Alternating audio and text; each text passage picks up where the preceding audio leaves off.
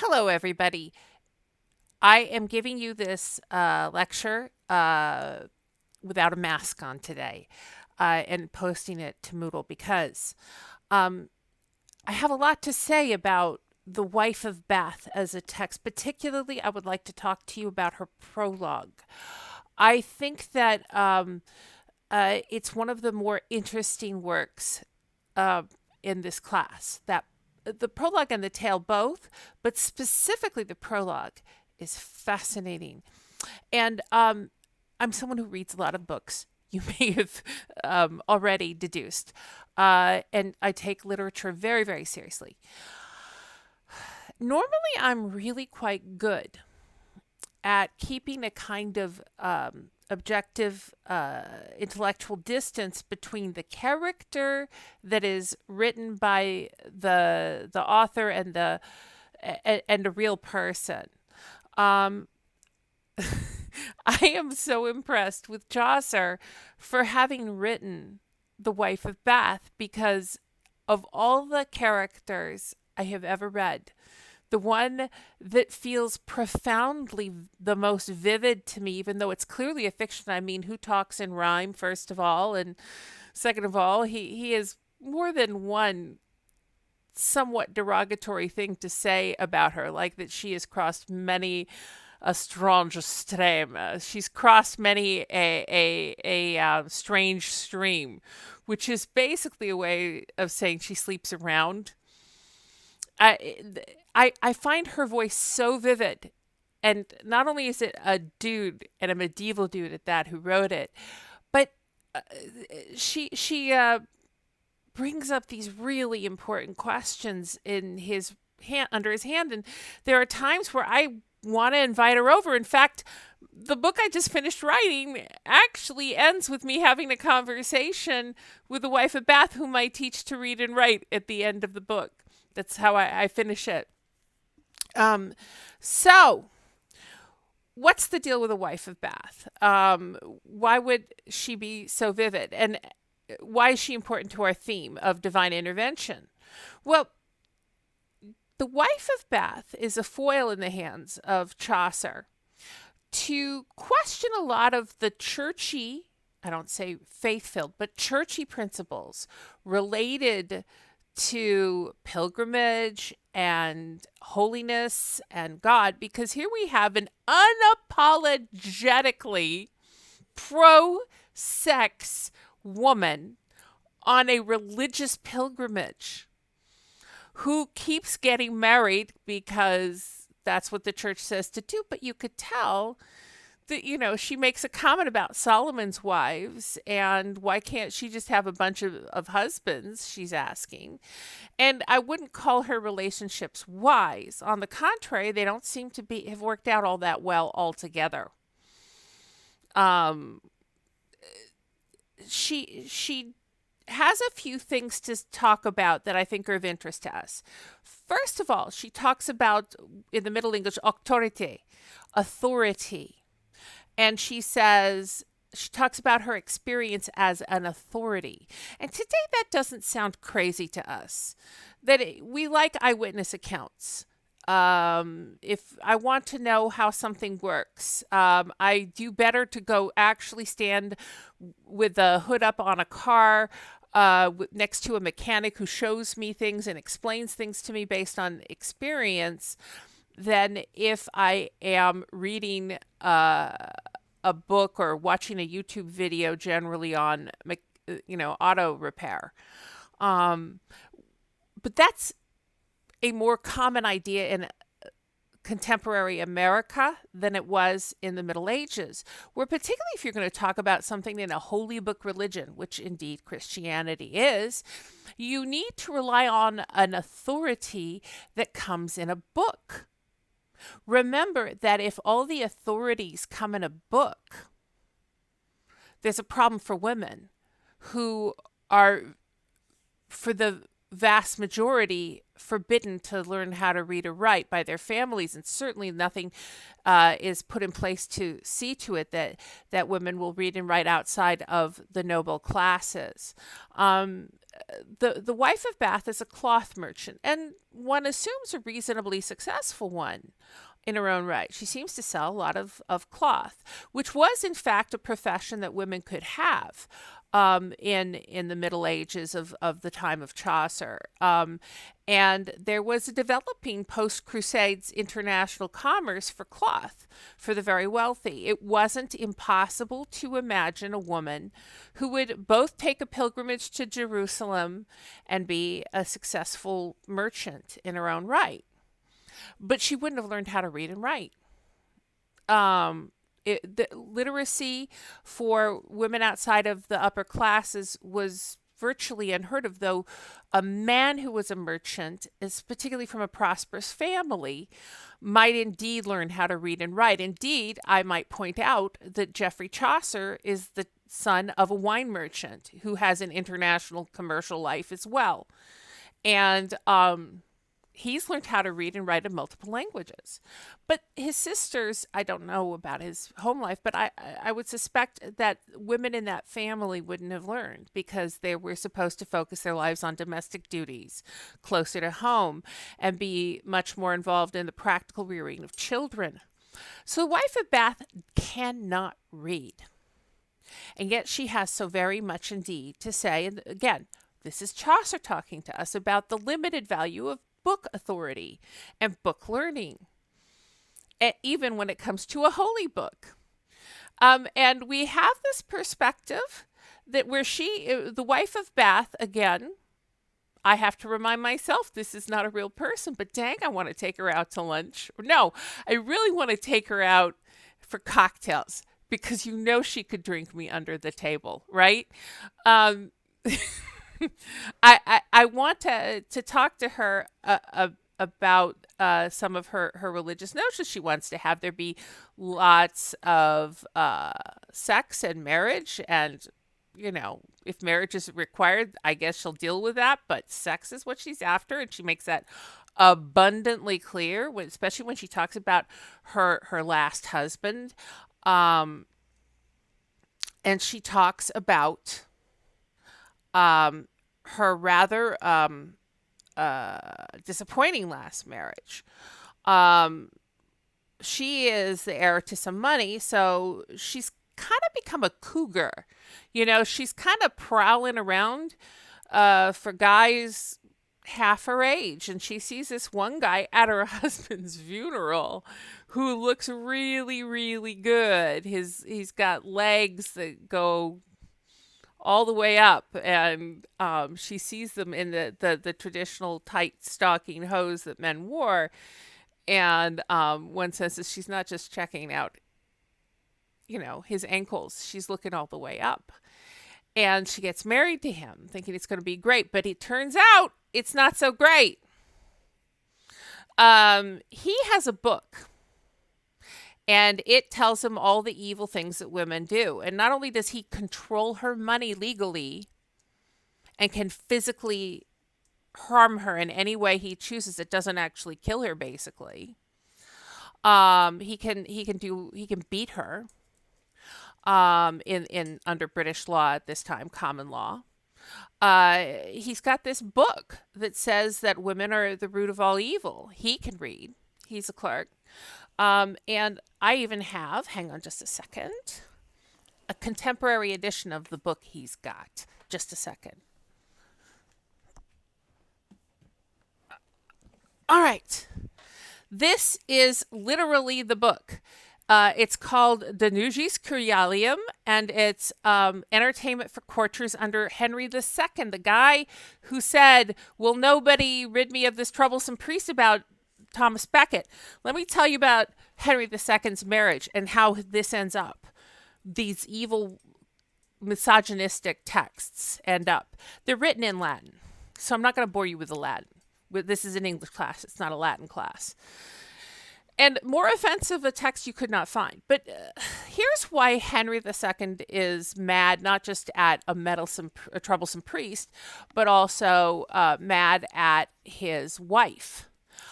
His wife is Eleanor of Aquitaine, who's one of the more interesting women who ever lived in Europe. Really interesting woman. She's very, very wealthy. She's not just royal. She is wealthy. The provinces of Aquitaine are. She's the sole heir to them. They travel with her to whoever she's married to. And they are wealthy. They produce great agricultural wealth. It would almost be like if you were um, Eleanor of the Texas oil fields. She is the richest woman in Europe of her time and one of the richest people. And she's on crusade with her husband Louis, King of France, and she sees this young king, Henry II. Hmm. Mm, mm, mm. She is powerful and influential enough to get her marriage annulled. She never much cared for Louis. It was kind of arranged. But this English guy, Henry, looks pretty fine. She is audacious, um, and romantic in some ways. She develops a court life in the court that's lively and interesting. She does things that are outrageous by even today's standards. She goes on crusade again to Jerusalem, and she decides that she and her women should be like Amazon warrior princesses. And the Amazons were said to have cut off one breast in order to be able to shoot arrows. There's no archaeological evidence of this. We found the Amazons. They seem to have both boobs. But she goes like, to go like this, you might cauterize a breast was the thinking of male writers. She decides to interpret that as that they should ride on horseback topless to Jerusalem. I am a little shocked still by Eleanor of Aquitaine. So then, the king, Henry II, is not cool with everything she's up to. They have some kids together. It's at a certain point, she doesn't like how he's running the country. She finds him pretty uppity and persnickety. Let's admit that that's probably true, though he might not be the only uppity and persnickety person in the marriage. And she plots with her youngest son, who is kind of a half-wit. He's kind of a... He's not the smartest guy. And she is going to get him to overthrow the father. He's not even first in line for the throne. He's got other people ahead of him for the throne. But she wants to basically have him overthrow the king and for her to be regent, which means that she'll basically make all the day-to-day decisions, and he can have the crown on his head and she'll just be the queen mother, except that she'll run everything, which is what she wants. And she very nearly gets away with it. I mean, they have a civil war. He does win, but he doesn't win in an overwhelming way. And he can't kill her because she's a divinely anointed queen, medieval thinking. So he imprisons her in a castle. He is mad. He is M-A-D, mad. Angry, angry, angry. Someone to entertain him writes this crazy letter that is supposed to be from a guy named Valerius. It's supposed to be a very old text from ancient Rome, so authoritative because it's old and ancient, and we should learn from the ancient Romans. They had a great civilization. And it's about all the horrible things that are supposed to be true about women.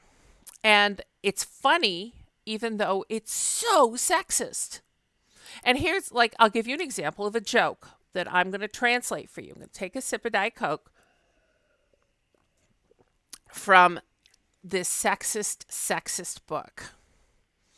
Valerius tells the story of a neighbor who is sobbing across their, they have a border wall in their, between their two backyards, basically, only their larger grounds. And he says, he's pointing to a tree and he's sobbing. He's just standing there sobbing, and Valerius's friend, neighbor, what's the matter? And the guy says, oh, I don't think you knew this about me, but the thing is that years before we met, Neighbor, I was married to this woman, and we were married and we had a quarrel, and she felt so bad about the quarrel that she went out to this tree and she hanged herself from that tree. Oh, neighbor, that's a surprise, he said. He says, yes, and then I remarried. You never knew her either. And this other woman, she was wonderful in new ways and fabulous in new ways, but we had a quarrel, and she was very sad. And she too went to that very tree and she hanged herself. He's like, oh my goodness. What? Why are you crying today? This was a long time ago. And he says, well, you remember, of course, my wife that you've met?